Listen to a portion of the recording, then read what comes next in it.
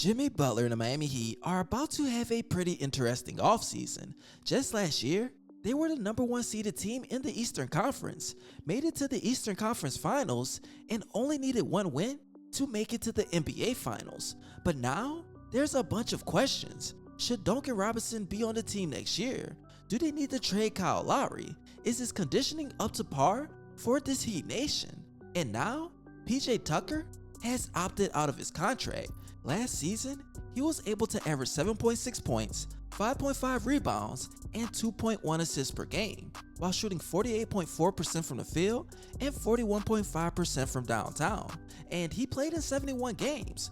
Like me and Dame Reams always say, the best ability is availability, and that's what he was for the Heat Nation. Even looking at the comments under my last PJ Tucker video, I love what Big Mac said. He says every team PJ Tucker ends up on becomes better defensively. Look at the Bucks, Rockets, Raptors, Suns, while Tucker was on the roster. That's the main reason why the Heat need to do everything in their power to retain PJ Tucker. However, that doesn't seem to be the case. According to Bleacher Report, they just put an article titled PJ Tucker Rumors, 76ers favorite by far to sign forward over Nets, Hawks. In this article, it states that if PJ Tucker is prepared to leave Miami, Philadelphia is regarded as by far the favorite to sign him away, league sources say. Tucker is poised to receive a 3-year, $30 million contract offer in free agency from Sixers president of basketball operations, Daryl Morey, who was the GM for Tucker's first 3 seasons in Houston. It's really not surprising just off of the fact that he was able to have a relationship with James Harden. He just came off of a title with the Milwaukee Bucks and getting to the Eastern Conference Finals, being 1 game away with the Miami Heat. It also states that the Brooklyn Nets and Atlanta Hawks will reportedly make a run at Tucker. Now, Kevin Durant has a relationship with PJ Tucker, so that can be used as a bargaining chip to get him in the Brooklyn Nets uniform. And the Atlanta Hawks, I don't really see him going there unless they were able to trade John Collins.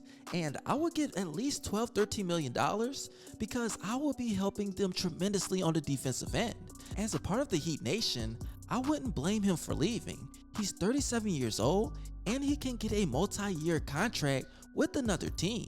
He's at the end of his career, so let's just hope he makes the right decision, and if he comes back to the Miami Heat, then we will support him to the fullest.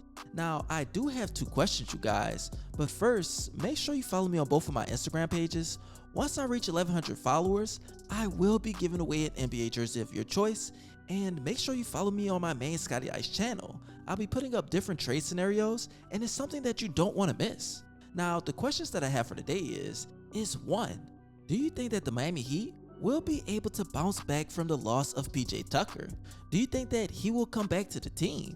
For me, I believe that he's as good as gone, just because I don't think that the Miami Heat are willing to give him 3 years, $30 million.